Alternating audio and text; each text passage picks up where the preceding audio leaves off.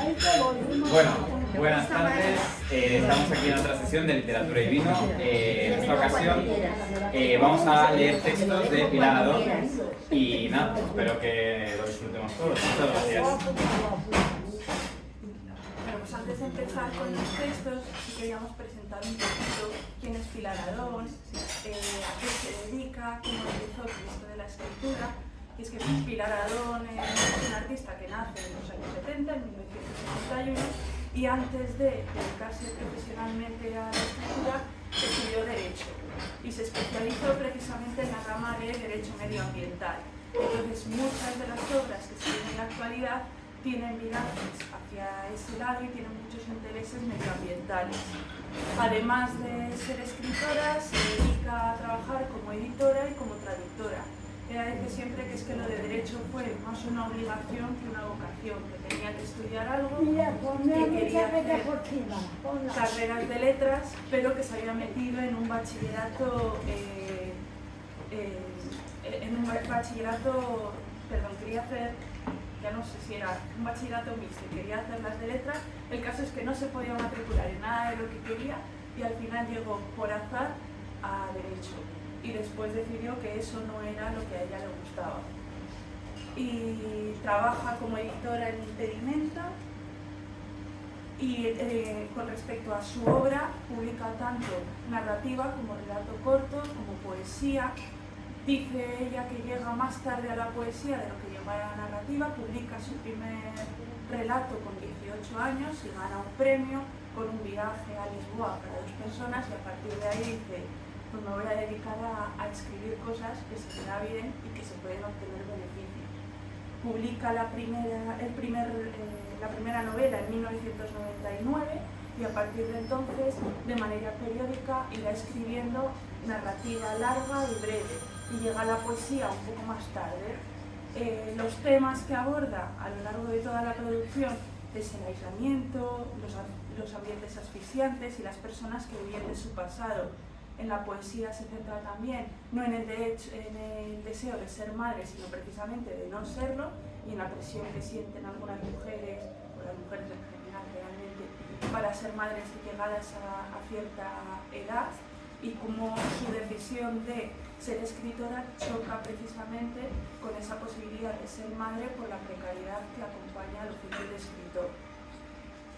Como la producción es bastante amplia, y desde hace 20 años ha estado recibiendo múltiples premios. Empezó con el premio Ojo Crítico en 2005 por una recopilación de relatos, Viajes Inocentes. Después, entre los premios más importantes que ha recibido son los que obtiene a partir de la novela de Bestias y Aves, que tiene el premio de la crítica, el premio nacional de narrativa, el premio Cálamo, todos a raíz de esa obra. Queríamos presentar algunos textos que se extraen de 3 novelas, un relato de la multitud de colecciones de relatos que nos parecía más interesante leerlo en conjunto que de manera aislada, y algunos de sus poemas. Pues empezamos con la novela. Yo voy a hablar brevemente de las 3 novelas que hemos recogido. La primera de ellas es Las Efímeras, que tenéis ahí, publicada en 2015.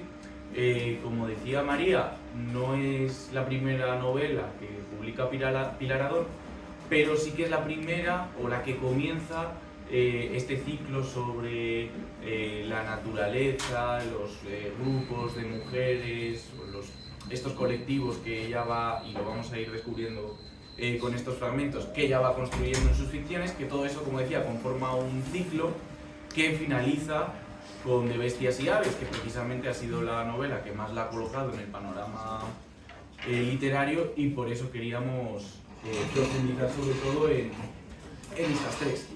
Como digo, esta primera novela de Las Efímeras, pues para introducirla brevemente, presenta la historia de 2 hermanas, Dora y Violeta, que se encargan de regentar de alguna forma o de llevar una especie de escuela o sí, una especie de escuela colectiva en el que, bueno, pues va a ser como una especie de campo de trabajo en el que los personajes, pues no sabemos realmente muy bien para qué a lo largo de la novela, pero van a estar conviviendo, creando una pequeña sociedad. Uno de los grandes intereses de esta novela es precisamente la relación entre Dora y Violeta, y por eso he traído el primer fragmento que voy a empezar a leer ahora. No lo voy a leer entero porque he puesto casi 4 páginas de fragmentos para que luego, pues, si a alguien le apetece, termine de leerlo. Leeré las 2 primeras, pero es interesante ver cómo se van relacionando estos 2 personajes, y precisamente ese es casi el objeto de la novela. El tema de la vida colectiva, que sí se va a desarrollar más tarde en otras novelas, en esta pues no lo es tanto, no es la mayor preocupación. La última vez que estuvo en uno de los almacenes entró sin saludar a nadie, sin querer dar explicaciones, con mucha prisa. Pero advirtió pronto que alguien estaba mirándola, hasta tocándola, y Dora se volvió brusca para emitir un sonido apagado, algo parecido a un bramido en forma de no. No creía saber quién era la señora que se le había acercado de esa manera tan espontánea, cuando era evidente que no le había dado ningún motivo para ello. No quiero estar aquí, no puedes encerrarme. ¿Acaso había cambiado de opinión y deseaba correr y abrirle las puertas a un extraño? ¿A alguien ajeno a ellas? Recortado ante sus ojos sobre las infinitas gotas de lluvia que caían como si no fueran a detenerse jamás, alzando la voz para hacerse oír en medio del aguacero. Sí puedo. No vas a ver más a ese Denis. ¿Por qué? ¿Por qué? ¿Qué te ha hecho? Lo importante es lo que puede hacerte a ti. ¿A mí? A mí me trata bien. Para eso ya me tienes a mí. Dora volvió a meterle en la boca un tenedor lleno de comida, y Violeta lo escupió. ¡Bestia! No quiero comer más. Está buena, gritó Dora. Traga. Me martirizas, me estás torturando. Eres tú quien me martiriza a mí. ¿Es que no te das cuenta? ¿Crees que esto es lógico, lo que estás haciendo? Me tienes encerrada. ¿Qué crees que dirían los demás si se enteraran? Mademoiselle Anita, ¿qué crees que diría? Esto sí que es de locos. Eres tú quien está loca. A Anita le parecería bien. Violeta se levantó entonces del suelo. Vigiló a su hermana en su retirada, con un algo majestuoso en la violencia con que la miraba, y a continuación fue hacia la zona del cobertizo en que habían instalado un colchón y una alfombra vieja a modo de dormitorio. Allí tenía sus libros, su libreta. No hace falta que estés conmigo, dijo. Quiero que te vayas. Dora fue tras los pasos de su hermana, adentrándose en la penumbra de aquel espacio húmedo repleto de herramientas y de objetos casi inservibles. Se quitó el impermeable y, después de dejarlo con cuidado en el respaldo de una silla, cruzó los brazos sobre el pecho. No entiendo cómo puedes ser tan desagradecida. No sé cómo no ves que te estoy protegiendo. ¿Así? ¿Así? Me estoy muriendo aquí dentro. Cámbiate de ropa, anda. Ponte algo seco. No quiero que cojas frío. Déjame en paz. No voy a cambiarme ni voy a hacer nada. Los perros ladraban en el exterior enloquecidos. Dora era capaz de reconocer cuál era el que ladraba en cada momento, con sus sonidos bruscos y breves, más punzantes o más hondos, entre el repiqueteo del agua sobre el tejado. No va a dejar de llover jamás, mis pobres perros. Tus perros son una mierda de chuchos, dijo Violeta irguiéndose. Cogió su cuaderno y anotó algo. Tendré que ir a pedirle a Tom que me ayude a reparar la cerca. Tom está harto de ti y de que te rías de él, y tus perros le dan asco. Le dan asco a todo el mundo. Tom vendrá a ayudarme, solo tengo que pedírselo. No sé cómo no te clava un destornillador en la frente, porque viene a verte a ti, y seguirá viniendo si yo se lo pido, aunque luego no aparezcas. Cualquier día los mata, a los perros, y a ti también. No, claro que no. Sí, claro que sí. No imaginas cómo te odia la gente. Te degollarían sin pensarse en un segundo. Nadie se atreve, hasta que se atreva. Yo no les provocaría. Son unas mierdas. Tom es un mierda. Haz lo que quieras, pero yo tendría cuidado. La gente actúa de un modo normal hasta que un día unos cuantos dejan de ser normales y empiezan a hacer cosas raras. Y arrastran a los demás. Cámbiate de ropa, vamos. No voy a cambiarme, y menos contigo ahí de pie. No soy imbécil. No saldré de aquí hasta que te hayas puesto algo limpio. Sabes que no voy a irme, y no puedes salir todavía. Ya he comido, ¿no? ¿No era eso lo que querías? Lárgate ya, Dora. ¿Por qué no me dejas en paz? Yo también podría dormir aquí, ahí, a ese lado. ¿Qué te parece? ¿Quieres que me venga contigo? Así no estarías sola. No sé ni por qué te dejo entrar. Bueno, pues este toma y daca o este intercambio todo el rato de insultos, pues se va combinando con la preocupación de una por la otra. En este caso hemos visto que es Dora la que trata de cuidar más a Violeta, pero luego en otros momentos es al revés.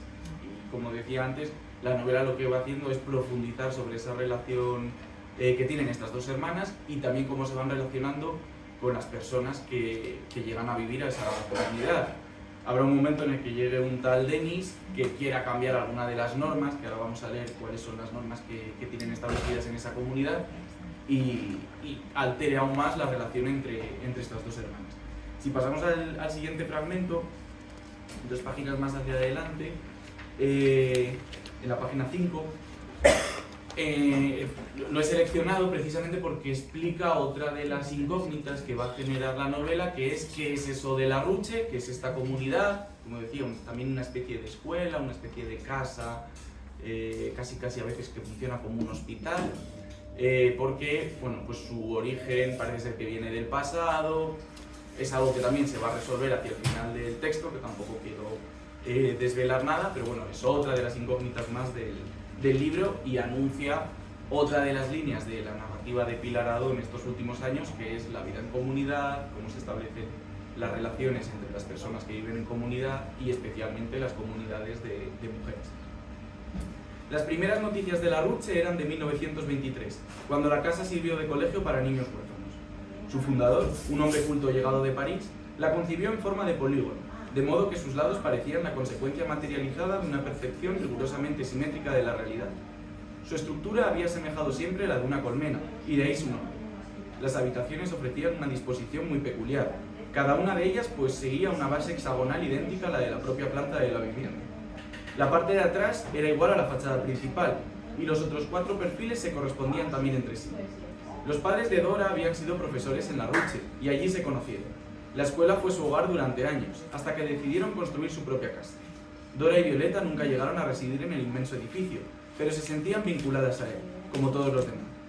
Mademoiselle Anita estaba al tanto de la importancia moral y estética que para los que vivían por los alrededores seguía teniendo cada elemento de la firme Amazon de la Ruche, incluso tantos años después. Su valor simbólico, su condición de santuario. Pero aquella adoración no siempre le gustaba, y un invierno tomó la decisión de rodear el jardín con un muro exterior que solo permitiría vislumbrar, por encima, el ladrillo de las paredes y la vegetación que lo invadía todo. Desde entonces, los habitantes de la comunidad se organizaban en torno a un ideario de 8 puntos. Primero, estamos donde estamos, y donde estamos todo es amplitud. Segundo, no hemos venido a destruir nada. Tercero, el día es independiente del hombre. Cuarto, cada árbol es el árbol, cada gorrión el gorrión. Quinto, la voluntad habita en la comunidad. Sexto, sin peligros del exterior, dominemos los del interior. Séptimo, el horizonte que vemos es el horizonte total. Octavo, un hombre es su ciencia. Anita, heredera de la Ruche, velaba por su cumplimiento. Desde su estudio en la última planta, donde dibujaba plantas y diseccionaba la tierra, administraba la distribución de casas y recursos. Pero la utopía inicial se resquebrajaba. Tom, el universitario recién llegado, cuestionaba el sistema. Porque no les cobras un alquiler, viven a tus expensas. No son mías, son de la comunidad, respondía ella, aunque dudaba. La comunidad no existiría sin ti. En el Salmo, la población más cercana aún recordaban a los primeros habitantes de la Ruche, niños huérfanos que caminaban en fila hacia las tiendas, dirigidos por Monsieur Claude y Madame Catherine. La escuela del futuro había sido un experimento libertario, pero con los años la rigidez reemplazó los sueños. Los ideales de autosuficiencia y respeto a la naturaleza se convirtieron en normas asfixiantes. Anita lo sabía. Nadie se queda sin ser invitado, repetía, citando el principio añadido al ideario. Pero ahora solo quedan restos de aquello. Tom insistía. ¿No ves que esto se desmorona? Los almacenes están vacíos, la gente murmura. No podemos cambiar las reglas, decía Anita, mientras observaba desde su ventana cómo la hiedra trepaba por los muros de la Ruche, devorando los ladrillos. En los márgenes de la comunidad, las hermanas Oliver encarnaban la decadencia. Dora, tiránica y aislada, vendía terrarios de musgo como metáfora de un mundo controlado, mientras encerraba a Violeta en un cobertizo. Denis, el hombre perseguido por su pasado, merodeaba como un fantasma entre los árboles, recordando a todos que la naturaleza, esa fuerza que la Ruche pretendía dominar, siempre reclama su espacio. Los 8 puntos del ideario, enmarcados en algunas casas, se leían ahora como fósiles de un proyecto fracasado. Anita, sentada en su sillón, miraba los dibujos de plantas que ya no crecían en la comunidad y pensaba en las palabras de su madre, otra huérfana de la Ruche. Una base sólida es lo único que perdura. Pero la base se agrietaba. Las grietas eran visibles en los muros, en las relaciones, en el silencio de quienes ya no creían en utopías. Precisamente en torno a este concepto de utopía, de la vida en comunidad como vida utópica es sobre lo que gira la novela. Y precisamente este fragmento nos adelanta otro de los temas que ha presentado María, que era el tema de la naturaleza o cómo empieza a meter ese pensamiento ecologista en sus obras, y que en esta primera novela pues vemos de forma pues, quizás no tan notable como vamos a ver luego, pero sí, ¿no? A través de Dora, que va creando esos terrarios en los que quiere crear una especie de microclimas que puedan pues, permanecer en el tiempo sin necesidad de la mano humana, pues va a haber muchas partes del libro que empiecen a reflexionar sobre esa idea de la naturaleza, cómo se mantiene la naturaleza, como el que os he traído, ¿no? Que se fija mucho también en el paisaje. La mañana había amanecido oscura, con el cielo cubierto, pero tenía que ir a buscar a Tom, así que se puso el impermeable verde y las botas, y salió. Quería que arreglara la parte trasera de la caseta en que encerraba a los perros, y quería hablar con él acerca de la posibilidad de volver a vender unos cuantos terrarios, los mejores. Había llegado el momento de llevarlos a la ciudad, como otras veces, y dejarlos en la tienda habitual, donde los aceptaban sin mayor problema, siempre invitándole a que les llevara más. Allí cogían los frascos con cuidado, evitando que chocaran entre sí con unos guantes blancos, como si cada terrario fuera un producto singular y extraordinario, la culminación de un proyecto importante. La prueba de que la vida se perpetuaba de forma limpia y sin mucho esfuerzo, sin la intervención humana, por lo que nadie debía preocuparse demasiado. Según le había contado Tom, sus frascos se exhibían en los estantes más visibles de la tienda, donde los compradores podían examinarlos y admirarlos y desear llevárselos a casa. Aquello constituía una fuente de ingresos adicional que le venía muy bien a todos, y estaba segura de que Tom le diría que sí. Aceptaría su propuesta.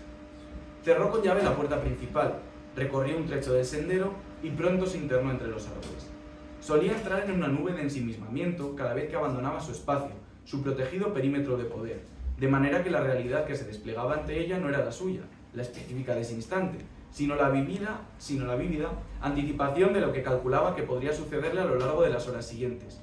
La piedra que dejaba atrás era la piedra que aún no había alcanzado en su itinerario futuro, y el paisaje parecía deshacerse en una blanquecina colección de perfiles borrosos. Aquello era lo habitual, y así se mantendría hasta llegar a la rucha. La lluvia había empezado a caer con fuerza, como imaginaba que sucedería, y el agua lo invadía todo. Inundaba el camino con un estrépito tenaz. Bueno, por no alargarme demasiado, corto ya aquí el fragmento, como el anterior, pues luego si a alguien le interesa puede terminar de leerlo, pero era simplemente eso, para marcar que uno de los intereses de esta autora siempre va a ser representar la naturaleza, además con descripciones en esta novela menos, pero más adelante se van convirtiendo en más precisas, incluso explicando algún concepto de biología que nos pueda parecer más ajeno a priori. Y es precisamente este aspecto el que, como lo desarrolla mucho más en De Bestias y Aves, que es la siguiente obra que vamos a comentar, pues haya llevado a algunos críticos a decir que representa la escritura de la naturaleza, de la literatura hispánica, y bueno, a poner alrededor de su obra pues todos estos temas de ecocrítica que ahora se han puesto un poco más de moda. Entonces, como decía, esta novela De Bestias y Aves, que ha sido la que pues, le ha dado mayor prestigio y mayor reconocimiento, va a centrarse en desarrollar esta idea de comunidad de mujeres en la naturaleza. Estas tres van a ser las características más importantes. Por poneros en contexto, la protagonista se llama Coro y no sabemos a dónde se dirige al comienzo de la novela, pero se queda sin gasolina.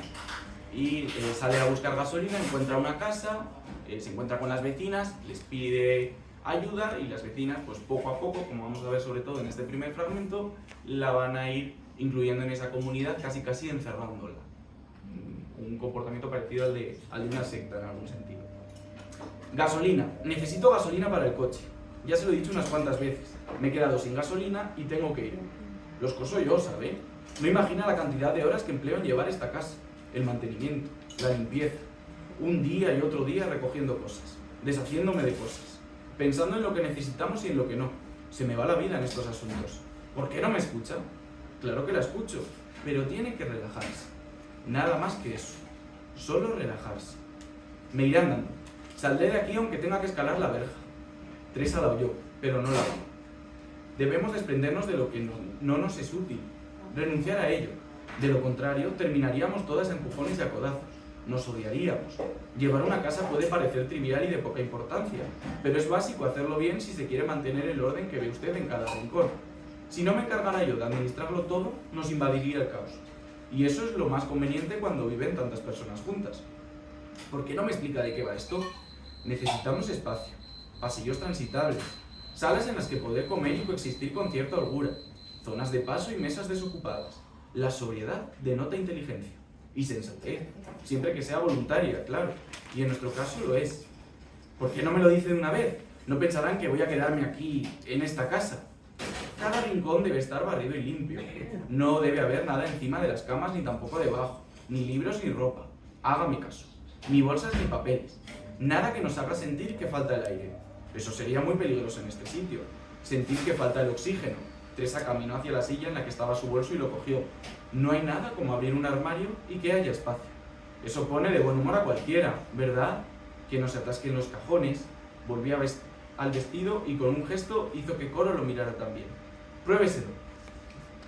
Magdalena había dicho que aquella mujer era una zorra, y aquella mujer había cogido su bolso y ahora se apoyaba en la pared como para indicarle que disponía del tiempo y de la paciencia suficientes como para esperar horas a que ella se decidiera a ponerse el vestido. Deme mi bolso. Espero que no le quede demasiado largo ni demasiado estrecho. ¿Qué es lo que quieren? ¿Qué es lo que quieren? En mi opinión, deberíamos liberarnos de lo superfluo si queremos vivir en paz. Tanta ropa, tanto cacharro, tanto plato y tanta taza. Si queremos lo extraordinario, basta con los libros. En una casa nunca hay demasiados libros, y ocurre lo mismo con las plantas. Nunca hay demasiadas plantas. Diría lo mismo de los cuadros, las obras de arte. No pueden encerrarme. ¿Encerrarla? ¿Quién quiere encerrarla? Teresa negó con la cabeza. ¿Es que no ve que la puerta está abierta? Me he quedado sin gasolina. Usted nos necesita y nos ha encontrado. Lo que yo necesito es largarme de aquí. Puede hacer lo que quiera, bajar las escaleras o no bajarlas, venir a hablar con nosotras o no venir, sentarse al sol, pasear, comer o no hacerlo. Es libre, querida. Aunque crea lo contrario, es libre. Quiero mi coche. Puede quedarse en esta habitación y descansar un rato, o puede salir y explorar la casa. Nosotras la acompañaremos si quiere. Recoja manzanas, vaya al lago a nadar. Bueno, pues este diálogo yo creo que representa muy bien cómo se siente Coro, sobre todo al principio de la novela, ya os digo, luego se va a ir adaptando o mimetizando con el ambiente que hay en esa casa, pero sobre todo el tono y la respuesta que le van a estar dando estas mujeres pues a sus quejas, ¿no? Ella siempre muestra la voluntad de irse hasta que al final, bueno, no desvelo, pero no van por ahí los tiros. Y de nuevo, en esta novela, como ya adelantaba, pues va a demostrar esa obsesión por la naturaleza, y es donde más la va a desarrollar, ¿no? Por ejemplo, en esta descripción que voy a leer. Los desplazamientos de los escarabajos entre las hojas, las ofensivas de reptiles y mamíferos, los chillidos de los pájaros, todo debería detenerse.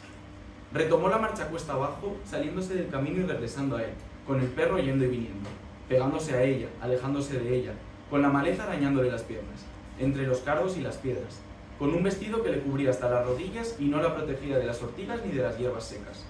Pensó en ese momento que tendría que haber preguntado por la otra mujer, la anciana que había sangrado, si se encontraba bien, si se había tranquilizado. No había vuelto a saber nada, nadie había vuelto a hablarle de ella. Notaba la humedad del lago que ya no quedaría lejos, tras un pasillo de juncos y espadañas, sintiendo en los brazos los picotazos de unos insectos a los que no veía. No era de extrañar que estuviera asfixiada, que se sofocara con la ejecución de un simple paso, que quisiera levantar una pierna y le faltara el aire. Tenía que tranquilizarse, saldría de aquí. No era ese el lugar que le correspondía, así que tenía que estar segura de que antes o después se iría, sin más. Eso era lo que debía decirse. Vio a un lado una construcción baja, de menos de 1 metro de alto, y se acercó. Se quitó un pincho del vestido. El techo era plano y sobre la parte superior de la puerta había una tabla gruesa que la cerraba a modo de dintel. Quizá en el pasado hubiera servido para guardar leña o para quemar paja. Se agachó y al principio solo vio unos plásticos revueltos, pero cuando se acostumbró a la oscuridad, se inclinó un poco más y descubrió que había también unos pantalones vaqueros y unas botas de goma. Entre los guijarros y los restos de ladrillo vio una sartén, unos troncos, unos trozos de cuerda y unas latas de conserva. Era como una cueva. Podría asarse a un animal allí dentro, aunque también podría vivir una persona. Aunque estamos hablando de que desarrolla el tema de la naturaleza y el tema ecológico, como veis, la naturaleza que representa no es idealizada, no es una utopía, sino que hay guijarros, hay pinchos que se clavan en el vestido, también es el sitio donde ella precisamente se va a perder buscando algo de gasolina, entonces en este sentido pues es bastante realista. Esto recuerda mucho también a textos de contemporáneos suyos como José Ovejero, que también han puesto estos temas sobre la mesa. Y ya terminó con esta novela, con otro fragmento que ahonda en esta idea de la vida en comunidad, que es precisamente, pues, como decíamos, uno de los temas principales de su narrativa. Vamos a ver que en este diálogo va a seguir ella tratando de averiguar cosas sobre esa comunidad y las mujeres pues negándole esa respuesta y tratando de evadir. ¿Por qué no me lo explican de una vez? No hay nada. Perdón, página 9, seguimos. Sí, es que no he leído el final del fragmento anterior por no alargarme. Pero... ¿Por qué no me lo explican de una vez? No hay nada que explicar. ¿No ha oído hablar de la vida en comunidad? ¿De la simbiosis? La simbiosis se da entre especies diferentes y puede acabar en parasitismo. Aquí no. Aquí nadie parasita a nadie. Por eso tiene que ponerse a trabajar. Todo participa de un mismo impulso vital. Y estamos seguras de que su llegada nos traerá prosperidad. No es ninguna casualidad que haya llegado a nuestra puerta justo ahora, cuando necesitábamos renovación. Renovación. Lo que fuera que le habían echado en el agua olía muy fuerte. Salzburgo es la capital, es la ciudad de la sal, dijo Adele.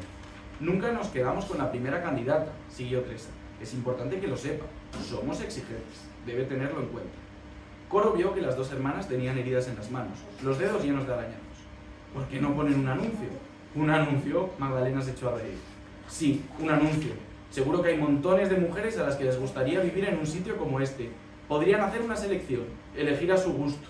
Coro se incorporó y se apoyó en una de las paredes de la bañera. Entiendo que quieran ser más.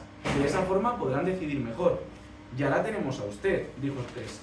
Pero a mí no me tienen. Yo quiero irme. Eso es lo que cree, que quiere irse. Pero no es cierto. Fue usted quien se presentó aquí. Nosotras no salimos a buscarla. Usted decidió por nosotras. Yo no decidí nada, solo me perdí. Vine a pedir ayuda.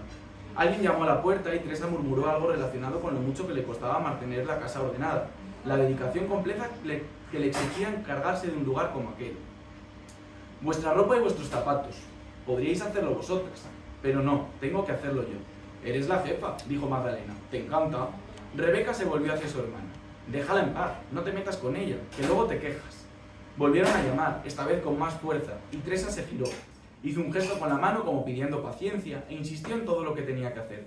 Buscar leña para las chimeneas, cocinar, barrer las hojas del porche. Puso recta la alfombra de esparto y echó por encima una toalla. Me llaman, dijo con voz áspera. Tengo que irme. Cuidad de ella. Rebeca sacó los brazos del agua y los cruzó sobre el borde redondeado de la bañera. Todo lo que tiene que hacer es dejarse lavar y luego dejarse vestir, en un lugar protegido como este.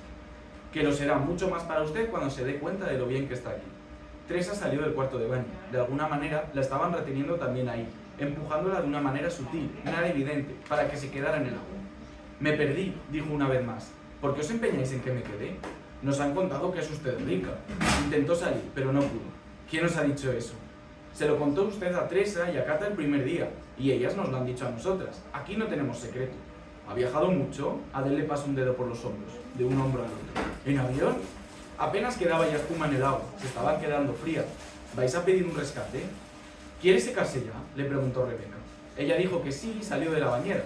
Empezaba a tiritar. ¿Qué sería lo siguiente? Tenía el pelo pegado a la nuca. El agua le chorreaba por la espalda y le pareció que aún le quedaban hormigas por la piel. Ya está, vamos a secarla y a vestirla. ¿Es esa la idea? ¿Vais a pedir un rescate? Ni siquiera sabemos si es rica de verdad. En cuanto la tuvieron de pie, ante ellas, le echaron por encima 3 toallas y empezaron a secarle la piel de una manera ordenada, como entregadas a una experiencia excepcional que hubieran diseñado para divertirse juntas. Magdalena se encargó del pelo, Rebeca del cuerpo y Adele de los tobillos y los pies, con una amorosidad como la que emplearía un depredador que se arrastrara en silencio en busca de su presa, frotándole el cuello, arrastrando cada gota y, a la vez, despojándola de cualquier resto de autonomía que hubiera podido quedarle tras esos días en la casa. Con la presión que las 6 manos ejercían sobre ella, iban consiguiendo que Coro se sintiera cada vez más desorientada. ¿Cómo vamos a secuestrarla en un sitio tan bonito? Aquí la tratamos bien. Si la hubiéramos secuestrado, la tendríamos encerrada en el sótano, pero está con nosotras y le damos de desayunar y de cenar. Esta idea de la limpieza, del agua, también con el lago que ha salido mencionado en otro texto, pues va a ser luego crucial en el desarrollo de la novela, porque esa idea de limpieza o pureza que le quieren aplicar a la protagonista es lo que va a permitir que forme parte más tarde de la comunidad. Y ya acabo con otra obra que se publicó un año antes que esta, que la he dejado para lo último porque, bueno, se me ha olvidado traerla, pero el formato es algo distinto. No sé si conocéis estas ediciones que hace Páginas de Espuma, de relatos un poco extensos, ilustrados, con un formato así cuadrado. Luego tengo un PDF, también os lo puedo enseñar porque las ilustraciones merecen la pena. Y esta obra, Eterno Amor, pues vuelve a profundizar sobre el tema de la vida en comunidad, que ya vemos que es el tema estrella de Pilar Adón, al menos en su narrativa, y presenta esta vez sí una escuela, algo especial porque recoge a adolescentes que entendemos que han cometido algún tipo de delito o que son problemáticos. No llegamos a saber nunca qué es lo que ha hecho cada uno de ellos, pero bueno, tratan de reconducirlos con un tipo de enseñanza basada en los sentimientos, en los valores, ¿no? Y que algún personaje va a criticar. Si os parece, me salto el primer fragmento por no robar más tiempo. Vamos a la página 12, porque aquí es donde he puesto, como digo, este texto para que veamos cómo es la visión que ellas tienen de esta comunidad y así pues nos hacemos una idea de qué es lo que desarrolla en este texto. Para la madre Sandra, bueno, como vais a ver, es casi una especie de convento, aunque no tiene nada que ver con lo religioso. Juega mucho Pilar Adón con esta idea. Las mujeres que habitan esta comunidad se van a presentar casi como monjas, pero en realidad no tienen nada que ver con la iglesia. Entonces, bueno, va a mezclar mucho este concepto de la Edad Media con la modernidad, con el personaje que llega de fuera. Para la madre Sandra, como para casi todas las demás, había un tazón de cereales, queso y una onza de chocolate. ¿Ha tenido un buen viaje? No especialmente. La verdad es que no. Se han quedado ustedes en la Edad Media, hermanas. Resulta imposible llegar a este sitio en coche y he tenido que escalar el monte dejándome guiar por las luces de la casa. No ha sido agradable. Con la mirada fija, pero no fría, la madre Sandra le explicó que sus palabras eran un regalo para nuestros oídos, porque de eso se trataba, del aislamiento, el retiro. El fin de toda comunidad consistía, como ya sabía, en mantenerse, en defenderse, resistir y perdurar el máximo tiempo posible. La austeridad, hermano Evans, siguió, ¿no cree que se ha de llevar una vida sencilla y apartada, sin excesos? Todo eso está muy bien, pero no nos excedamos en la búsqueda de la virtud y la santidad. No vayamos a caer en el vicio de la soberbia, el pecado capital del que descienden todos los demás, la templanza. ¿Dónde queda la templanza? Juega usted con el lenguaje. Acabo de llegar y ya me ha calado. La madre tomó el cuchillo que tenía delante del plato y cortó un trozo de queso. ¿Estamos celebrando un duelo? ¿Es eso lo que busca? Solo le digo que no debería alardear de sus propias bondades espirituales. Es peligroso. Ella pareció pensárselo. Dejémoslo en que tiene razón. Por supuesto que tengo razón. ¿Es que soy el único aquí que come carne? Nosotras no comemos animales, respondió ella. Ah, ¿no? ¿Por Pitágoras? Toda la atención de Evans se centraba en la madre Sandra. A Pitágoras se le puede achacar de todo, al parecer. A Pitágoras lo que es de Pitágoras. Soy un experto en Pitágoras, querida señora, y puedo asegurarle que era vegetariano, un filósofo y un maestro. No llevaba ropa hecha con pieles de animales y no quería poseer nada. No anhelaba propiedades materiales que lo anclaran a lo más vulgar de la existencia. Un sabio que se obsesionó con la pureza. Digamos que me siento muy identificado con él. ¿Qué pureza?, pregunté yo, y me arrepentí al instante. Afortunadamente, el hermano Evans estaba demasiado ocupado con su carne y su jarra de vino, y no me miró. No pudo advertir la violencia púrpura que me asentó en la cara. La pureza. ¿Qué forma de pureza diría usted que le interesaba a Pitágoras?, insistió la madre Sandra. ¿La que deriva de la castidad? ¿O la que tiene que ver con lo exacto? ¿O con lo estricto? La pureza puede referirse a muchas cosas. Lo que está libre de imperfecciones, lo que no tiene contaminación de otros elementos, lo irreprochable. Esta mesa está hecha de una madera sin tratar, roble macizo. No verá un solo clavo en ella. ¿Podríamos decir que esta mesa es pura? Purísima, dijo Evans. La madre Sandra puso el cuchillo sobre el plato, a un lado, y se limpió los labios con una esquina de la servilleta para volver a dejarla sobre las piernas, con enorme cuidado, colocándola como estaba antes. Estiró la espalda y posó los ojos sobre cada una de nosotras, que la observábamos con una atención que variaba según de quién se tratara. Con curiosidad, algunas, con desinterés, otras. Muy seria, yo. Ella parecía analizar nuestros gestos y nosotras la mirábamos a ella, sin excepción, de una manera más vigilante o más descuidada. Este hombre, Evans, se supone que es pues, una especie de inspector que tenemos nosotros, que por algo que no sabemos bueno, pues se acerca a vigilar qué es lo que están haciendo estas hermanas, estas educadoras en esta institución. Y sobre la irrupción del personaje masculino que rompe esta comunidad de mujeres es sobre lo que va a girar esta novela. Yo creo que sí que es una novela, aunque muy breve, pero más novela que relato. Y vamos ya con los relatos un poco más breves. Y precisamente la relación entre los personajes masculinos y femeninos, la preferencia que tiene Pilar Arón por las narradoras femeninas, por toda la vida en comunidad de las mujeres, es algo sobre lo que se ha preguntado en muchas entrevistas. Ella dice siempre que no es una elección que hiciera conscientemente, que quizás en la actualidad sí, pero que cuando empezó a escribir le parecía lo natural. Ella era una mujer, tenía esa perspectiva e intentaba que fuera un punto de vista universal, igual que el del narrador, que sea un hombre y que esté relatado con la esperanza de que sea extraíble para toda la humanidad. Sí que a lo largo de sus relatos va evolucionando y cada vez se introduce más en los personajes femeninos para analizar el tipo de relaciones que se mantienen entre las mujeres. Desde la primera recopilación de relatos que publica en 2005 hasta la última, que es hace 2 meses, en enero de 2025, en Las Iras, hay una evolución muy grande, sobre todo que vira hacia lo grotesco. En los últimos relatos que está escribiendo lo que le interesa es mucho pues, lo gótico, las relaciones de la monstruosidad y las deformaciones vistas desde el cuerpo femenino y las relaciones entre las personas. Hemos traído aquí un único relato, no es de la última obra, sino que es de 2017, de La vida sumergida, y queríamos contrastar un poco la manera que tienen de relacionarse estos personajes y la vida en comunidad en el momento en el que estamos hablando de una familia y una mezcla entre hombres y mujeres. Y este relato se titula Fides. Empieza: Klaus traería los regalos.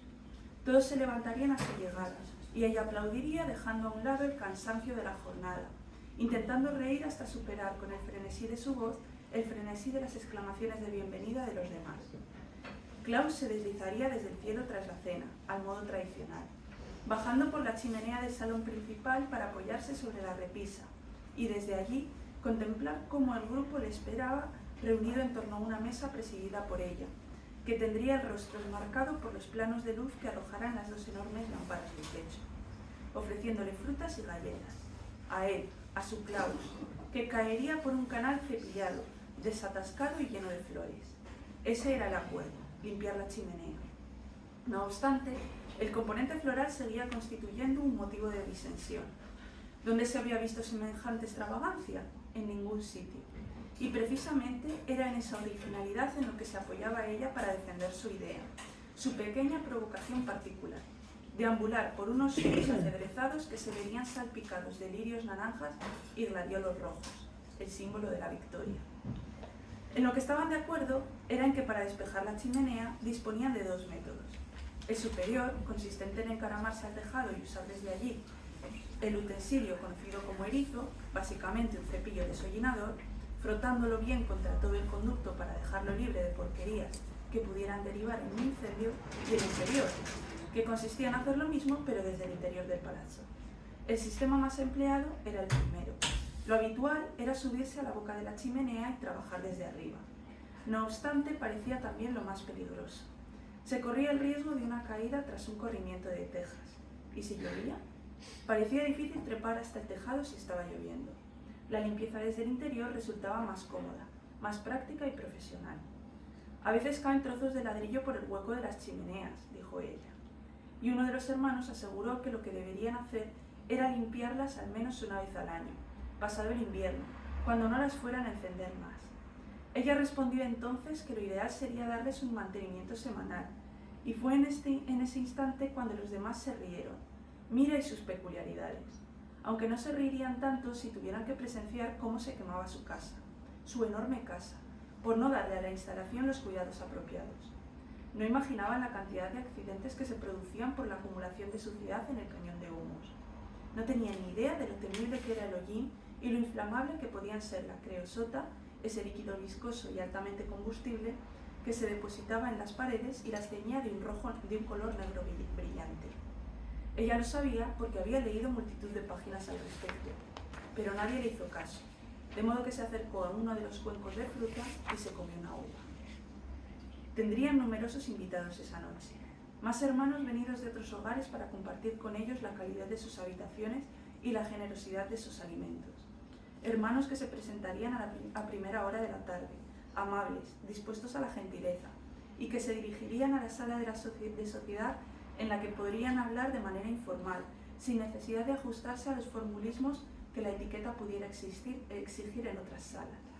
Luego se aproximarían a uno de los despachos laterales para examinar los grabados de botánica, plantas medicinales, plantas exóticas, plantas ornamentales, que Klaus hubiera ido amontonando a lo largo de los meses en un mueble del que resultaba imposible eliminar una salpicadura de jugo de mora.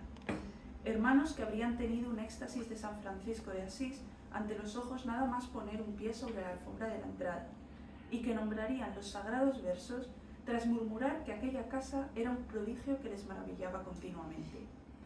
Beberían de sus copas de vino junto a sus anfitriones, y les preguntarían por su existencia diaria con cortesía y auténtico interés, por su acontecer cotidiano, ante lo que los anfitriones alegarían: este palacio nos pertenece, siempre hemos vivido aquí. Lo que sería perfectamente cierto, pero no respondería a la pregunta.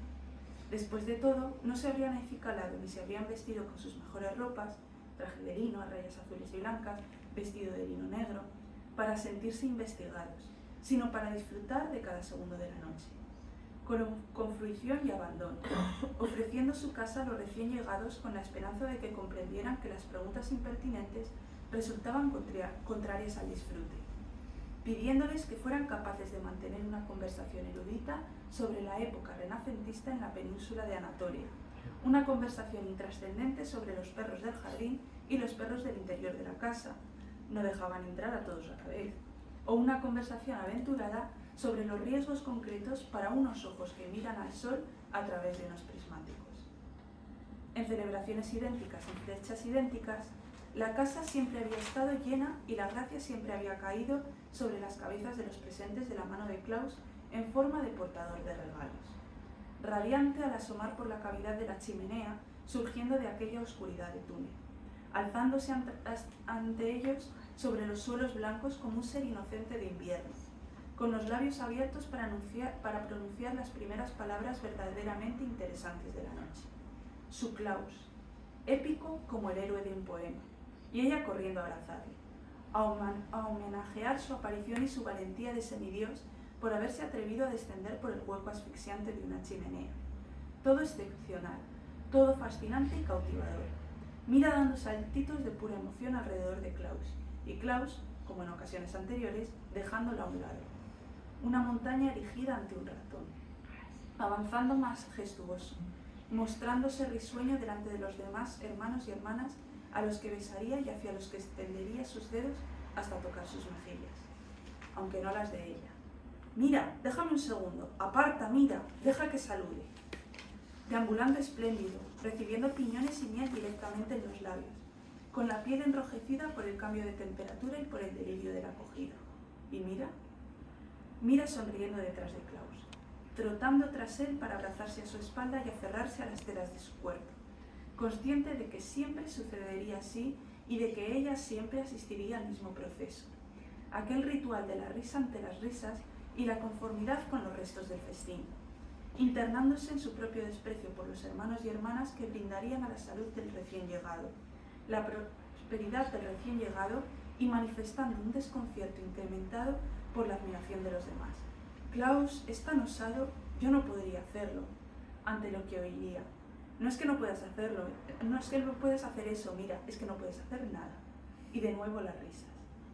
Frente a ella, que en algún momento tendría que decidir lo que era admisible en su vida y lo que no. Tenía que seguir empujando la misma piedra día tras día, como un Sísifo cohibido, sin saber cuál había sido su ofensa.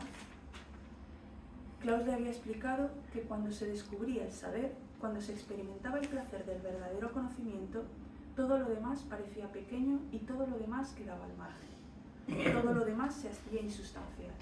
La mente pasaba a ser el milagro que ocupaba cada parcela de la existencia, la gran conquista, y se volvía el centro de un idilio arrollador y absorbente que reclamaba una seducción permanente, una invariable devoción, la entrega de dádivas constantes. Se estaba en una condición muy próxima a la del enamoramiento, y nada daba más miedo que el abandono, por lo que se debía echar más y más información en la recámara de la lucidez, llenar de razones y motivos la cuenca gris que parecía no colmarse nunca, porque el cerebro olvidaba y confundía y demandaba más datos, más definiciones y referencias, deseando recuperar lo que en ese instante desconocía, pero que había sabido en tiempos. Por eso Mira debía leer, debía subrayar y anotar, acceder a cada oquedad y alimentarla, saciarla. A veces la memoria parecía saturarse, y llegaban entonces el cansancio y la desidia, pero no podía dejarse arrastrar. Tenía que incorporarse y echar a un lado la desgana y ese proceder anestesiado en el que llevaba un tiempo instalada por la culpa, seguramente, del desahogo y la ligereza con que vivían. Debía prepararse, ganar experiencia, ejercitarse, tocar el piano hasta que sus sonidos superaran los de cualquier tormenta, pronunciar pulcramente las palabras Wunderkammer, Prignons, Jonerie, Whitechapel, unirse al impulso de la tierra y el firmamento. Y eso iba a hacer, perseverar en su idea de una lluvia de flores cayendo desde lo alto de la chimenea, tulipanes, narcisos y campanillas, en el momento previo a la cena, horas antes del descenso de Klaus, cuando comenzaría la fiesta. Una reunión de hermanos y hermanas tenía que ser un episodio cálido e inigualable, estuviera ella presente o no, de modo que encendería un fuego que calentara la sala entera hasta las puertas de madera arañadas por los perros, y más allá, hasta las paredes de los pasillos en su altura hacia las vidrieras de los techos. Un fuego que iluminara los dormitorios, las butacas tapizadas en terciopelo y los espejos ovalados, los jardines y las zonas más próximas al bosque, estampando sus relucientes trazos sobre los muros que Mira dejaría atrás para salir a la espesura y desaparecer de camino a las montañas. El perfume del bosque, su tiempo y sus rutinas. Alguien se había preguntado una vez si el hecho de haber vivido siempre en un lugar era razón suficiente para seguir eternamente en él, y la respuesta era que no. Mira iría a buscar la claridad en otros sitios, y Klaus se sentiría libre por fin para saludar y abrazar a sus invitados sin tener que evitarla a ella constantemente durante la gran cena de invierno. La estación más cruda del año, cuando se busca el recogimiento al amparo de una buena llama, el aliento de una hoguera prendida justo antes de abandonar el palacio, sin Klaus, que estaría preparándose para subir al tejado en su misión de emisario de la gloria y el amor, sin que nadie se hubiera encargado de limpiar realmente el conducto ascendente de la chimenea. Al fin y al cabo, querían que fuera una sorpresa para sus huéspedes, la aparición del protagonista absoluto y envuelto en luz y calor, un acontecimiento resplandeciente que constituiría una ocasión tan buena como cualquier otra para huir y ocultarse en el bosque, siempre al tanto de que hay todo tipo de refugios para viajeros en las zonas de montaña. Bueno, pues como vemos, sigue con la exploración de los espacios rurales, del alejamiento de la ciudad, del espacio que considera más oprimido de la sociedad y la civilización. Y dice muchas veces Pilar Adón que ella busca la inspiración en los espacios que sean pues, rurales, naturales, y que no encuentran ningún tipo de inspiración en la ciudad.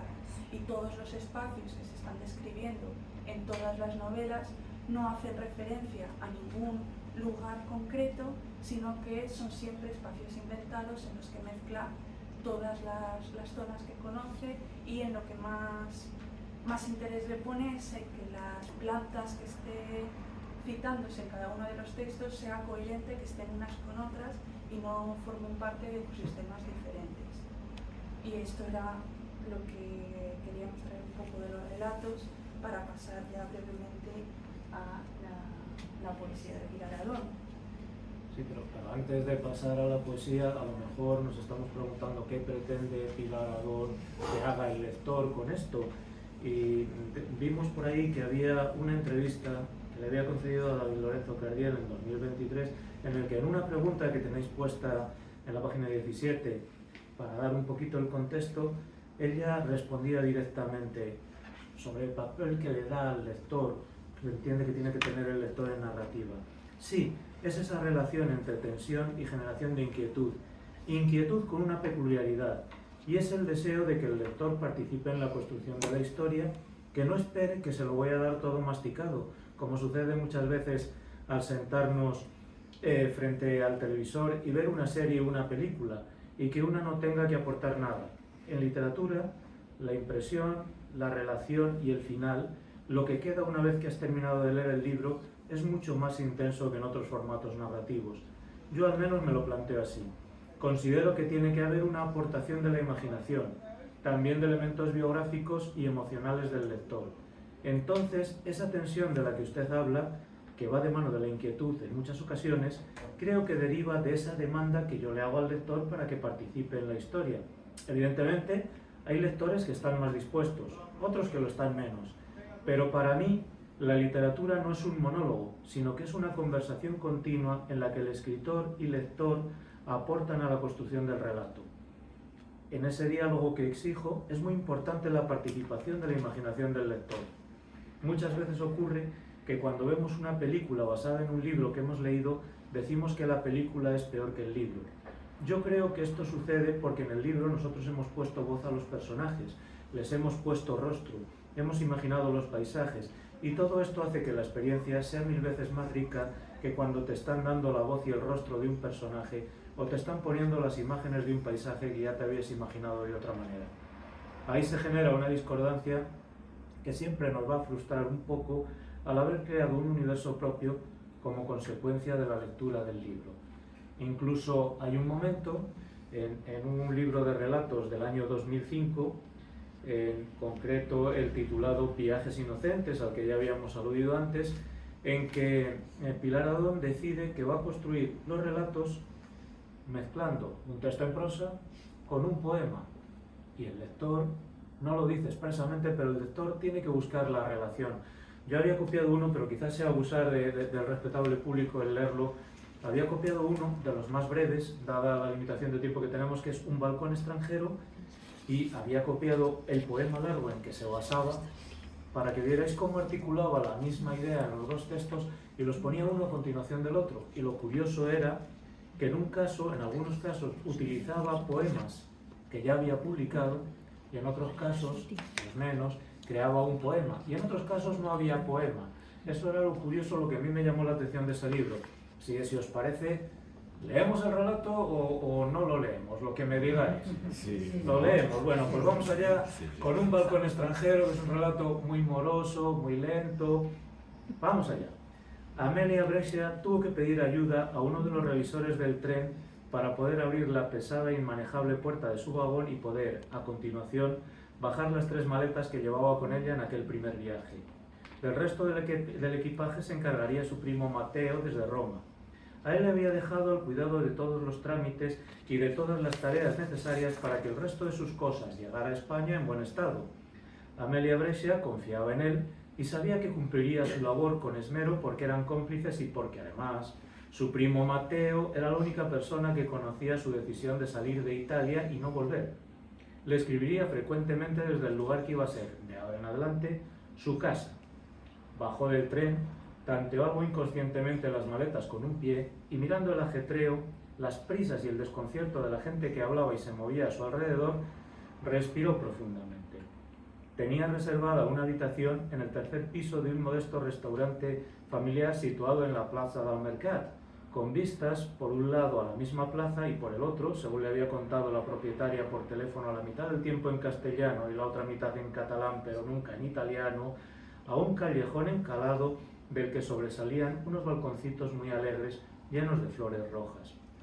Amelia sabía que el lugar sería encantador, pero no pensaba quedarse allí más de una semana o 2. Su intención era comprar una casa cerca de la playa, a ser posible con un pequeño terreno con árboles que la bordeara, con 2 plantas y una terraza, para encerrarse allí y dedicarse a pintar pañuelos de seda. Luego se los mandaría a Mateo y él se encargaría de seguir vendiéndolos en su tienda de la Piazza Navona, o incluso ella misma podía ofrecerlos en alguna feria de artesanía que se realizara por la comarca. Ya se vería. De momento, Amelia Brescia volvió a suspirar y comenzó a buscar con cierto disimulo a alguien que pudiera ayudarla a llevar sus maletas hasta un taxi. Mateo, siempre tan gentil, se había ofrecido a ir con ella hasta Milán simplemente para que no tuviera que salir sola de Roma, para que no tuviera que marcharse como una desheredada que huye sin nadie que esté pendiente de ella. Pero, naturalmente, Amelia no permitió que hiciera algo tan estrafalario y le explicó con tranquilidad, sonriendo, que era eso lo que quería precisamente: salir huyendo, largarse y observar por fin el mar desde un balcón extranjero. Su primo terminó por rendirse. También sonrió y prometió repetidas veces que iría a visitarla en el plazo máximo de un mes. Y Amelia sabía que lo haría. La estación estaba quedándose vacía poco a poco y una especie de eco diminuto empezaba a envolver los andenes. Los dominios espaciales del eco iban aumentando, a medida que los grupos de excursionistas cargados con sus mochilas hasta más arriba de la cabeza desaparecían en tropel por la puerta de salida y se ampliarían más aún cuando la pareja, que dejaba por fin de abrazarse y de hablarse muy cerca de los labios, comenzara a dirigirse también hacia el letrero que anunciaba la palabra sortida con letras de un amarillo apagado. Ella, Amelia Brescia, sin demasiada urgencia, seguía buscando a su alrededor a un mozo que pudiera cargar sus 3 maletas. Miraba hacia un lado y hacia el otro y no encontraba nada, pero sin llegar a poder definir la sensación del todo, sin saber muy bien por qué, cuando giraba los ojos y observaba pretendiendo no hacerlo, siempre disimulando la creciente inquietud que le causaba ir quedándose sola en la estación cada vez más desierta, tenía la aguda impresión de estar siendo vigilada y además a muy corta distancia. Se volvió con aparente calma, se ajustó mejor las gafas sobre la nariz y justo enfrente de ella surgió entonces un chico moreno que, apoyado contra una pared, vestido con un uniforme azul marino y muy sonriente, miraba en su dirección con los ojos muy abiertos, a la expectativa.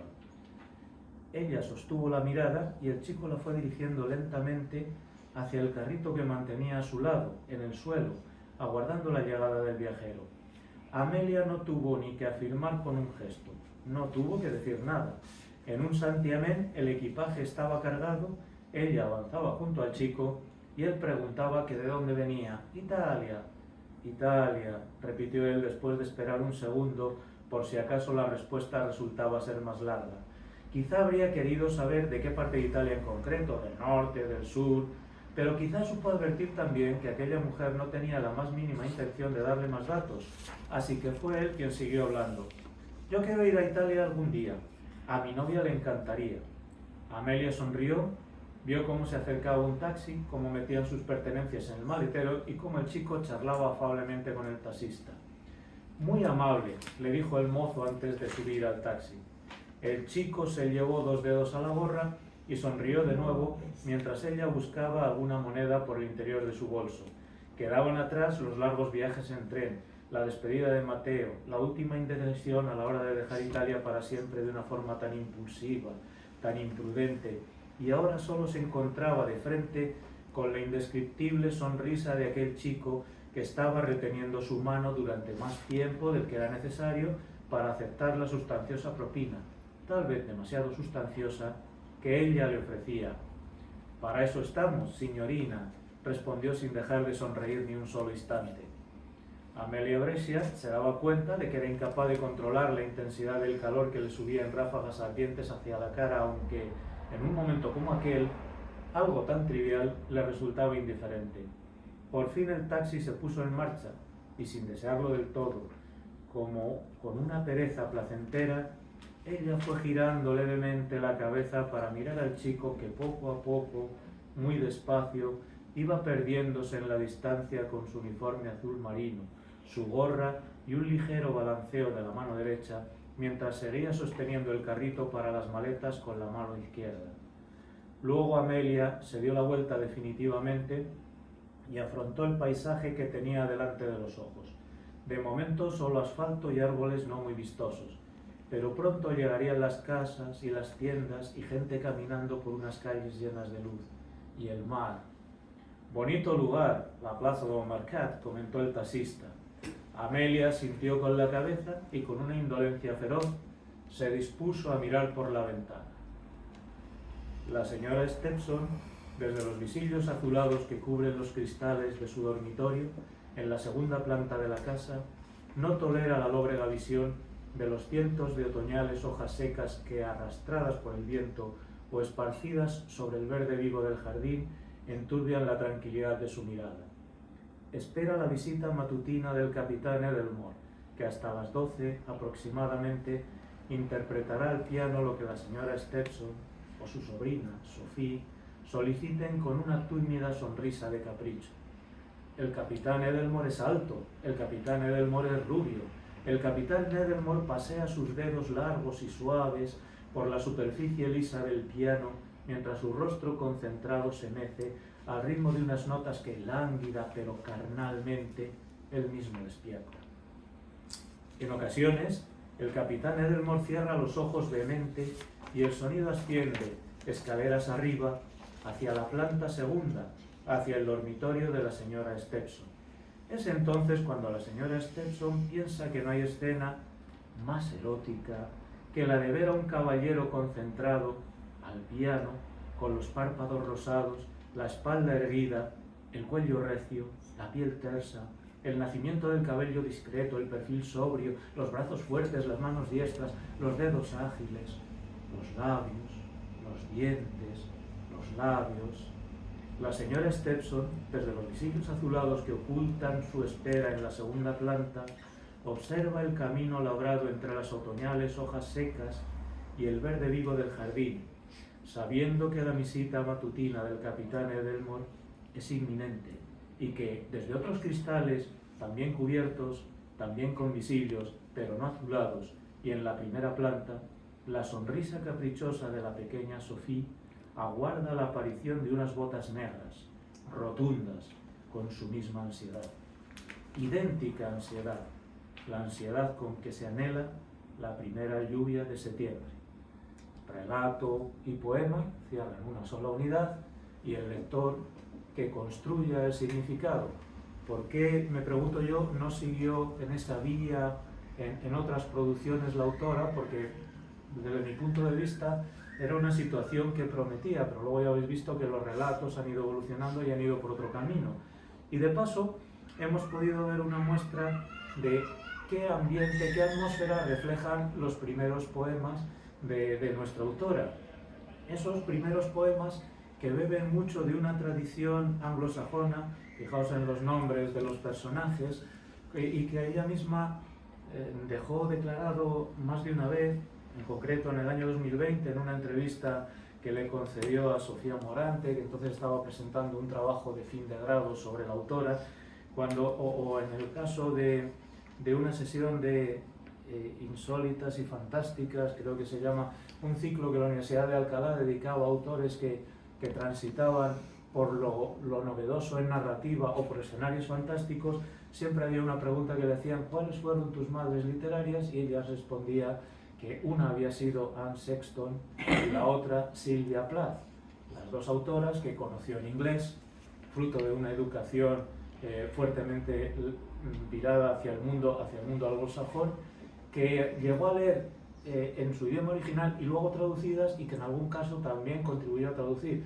Se convirtieron en sus madres literarias, sobre todo en el poema, y llegó a decir en esa entrevista, que si me permitís vamos a intentar leer por lo menos lo más sustancioso, llegó a decir directamente: cuando leo los poemas de otras autoras, sus particularidades de repente son también mis particularidades, y de alguna manera entramos en la unión salida, en la unión de pensamientos y de reflexiones.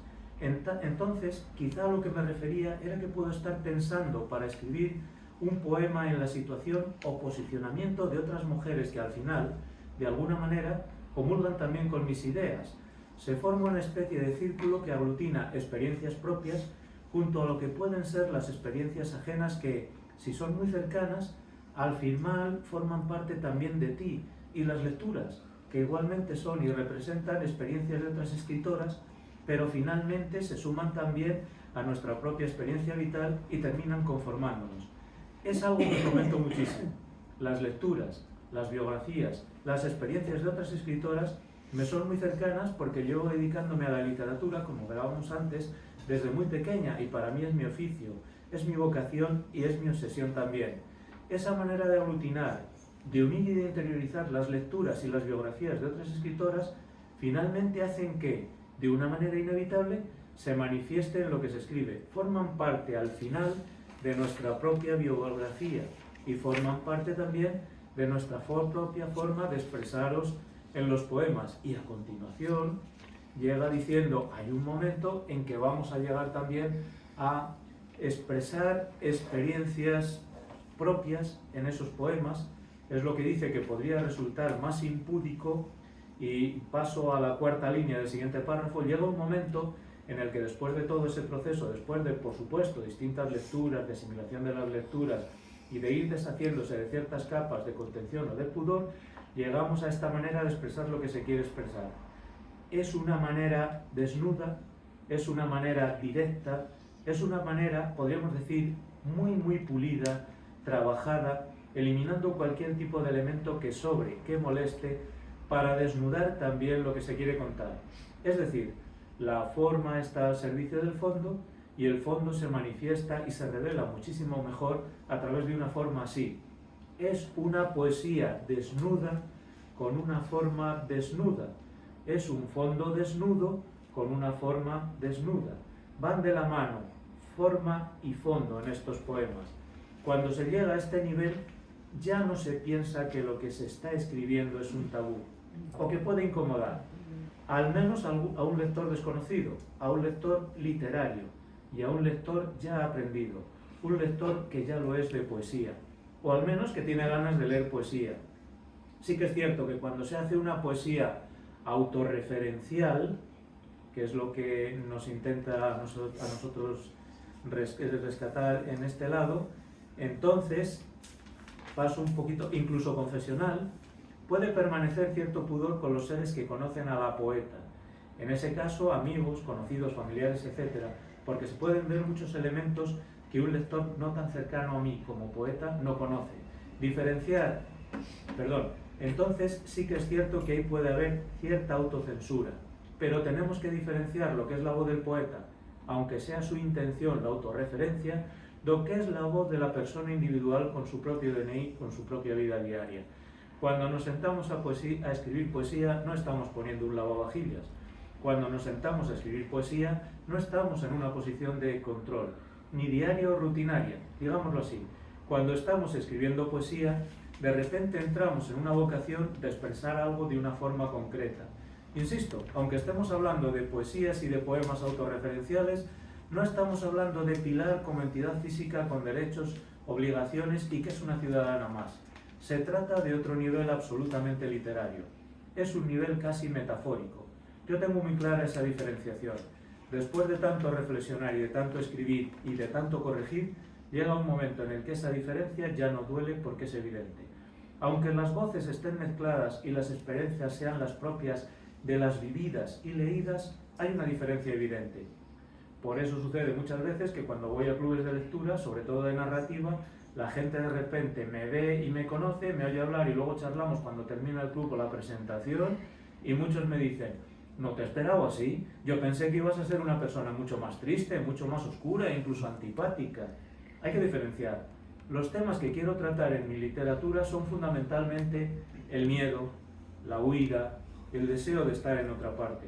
Situaciones muy complicadas, muy difíciles, y todas esas verdades están dentro de mí, evidentemente. Pero cuando estoy con la gente en una situación normal, no voy a estar escupiendo esas verdades a la cara. Ya las he manifestado en un libro, y en ese momento de la entrevista se reía.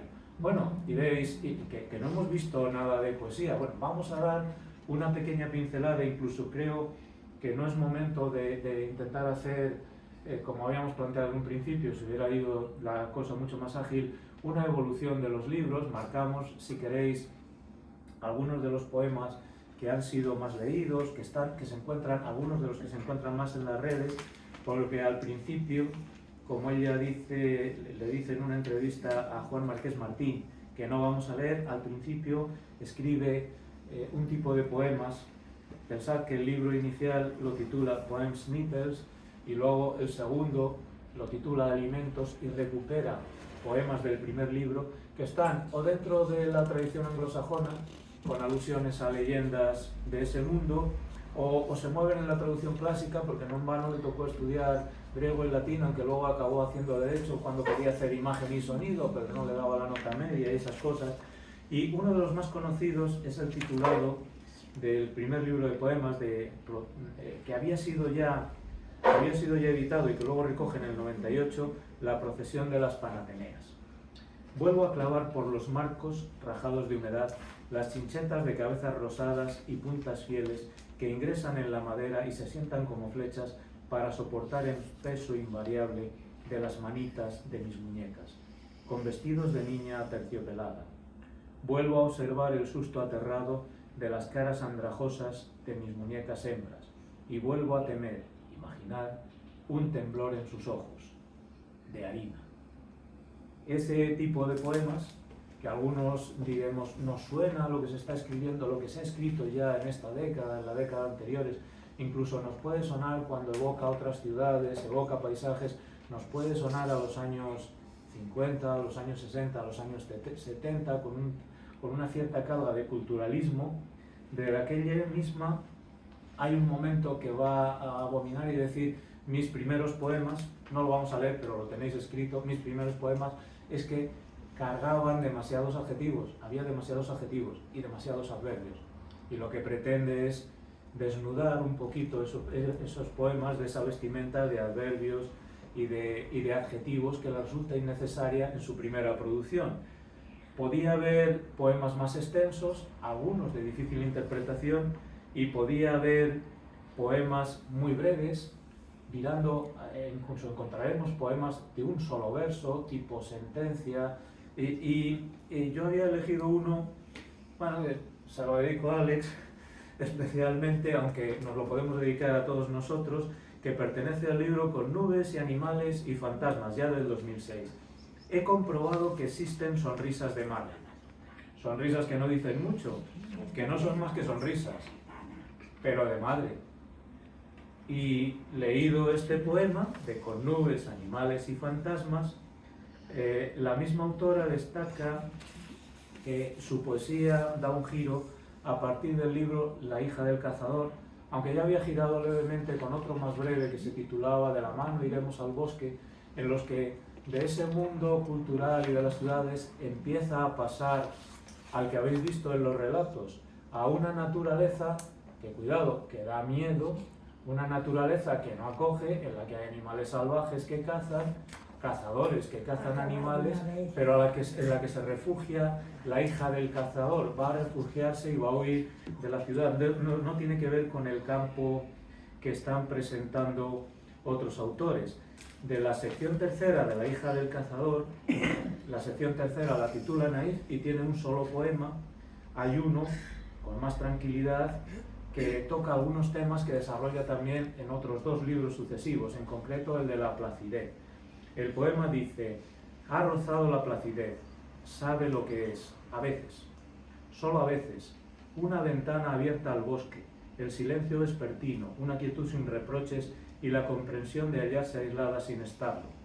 Calor en la habitación de trabajo, el perro naranja tendido a los pies, un libro abierto, piano en la radio.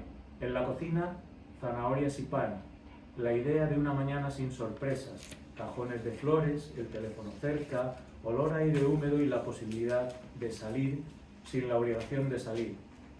No desconoce lo que es el pánico, pero de eso hoy no va a hablar, solo de recorridos en calma, de un sobrio encanto y de la certeza de que en el exterior del mundo sigue en la dirección pactada. Este tipo de poemas, que también se reproducen en parte en Mente Animal, que presentan ese campo, perros siempre encontraréis por todos lados, en relatos, en poemas, incluso en sus propias conversaciones, va a dar paso a otro libro que titula Las órdenes, y ya nos acercamos al final, disculpad lo que nos estamos alargando, y en Las órdenes lo que hace es empezar a coger, dice ella, en la página 23 lo tenéis en el segundo párrafo del texto. En Las órdenes me centré más en unas relaciones familiares, maternofiliales, también paternofiliales.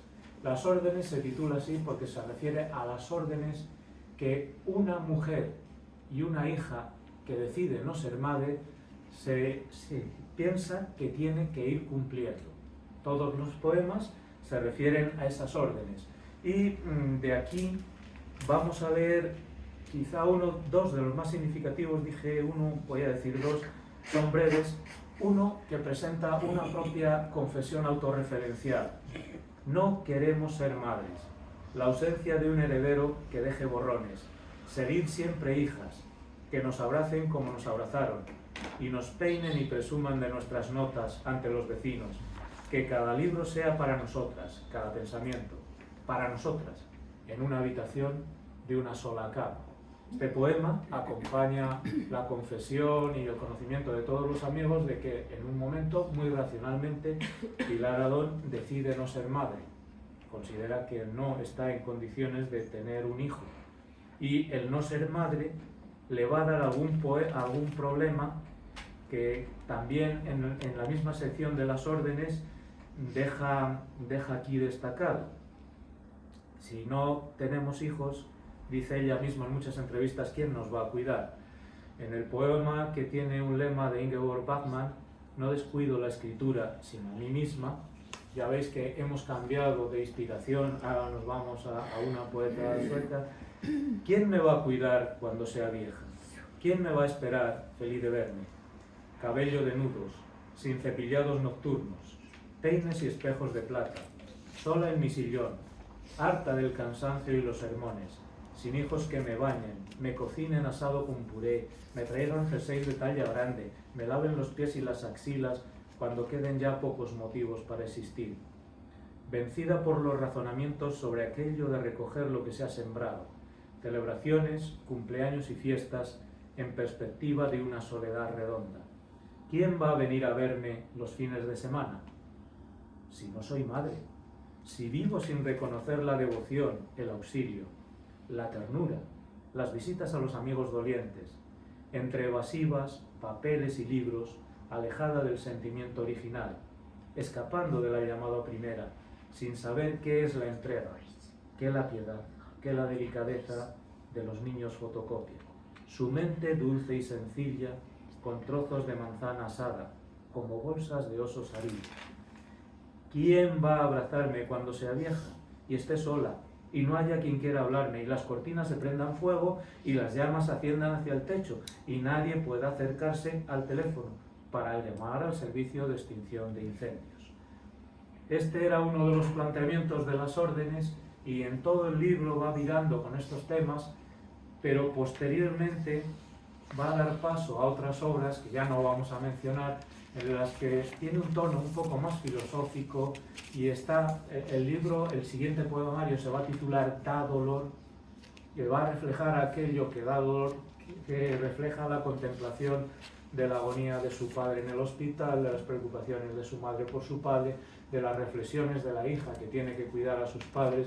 En fin, es un poemario que a mí me llamó extraordinariamente la atención porque entronca con los problemas diarios que podemos tener cualquiera de nosotros y que yo os invito, porque a mí me llamó mucho la atención y me gustó mucho, os invito a que leáis con tranquilidad porque tenéis la posibilidad de encontrar toda su poesía reunida en una edición que la bella Varsovia tituló Las huidas. Yo, si queréis echarle un vistazo por ahí, dejamos circular, es el único libro que nos hemos traído, pero a mí es que me ha gustado.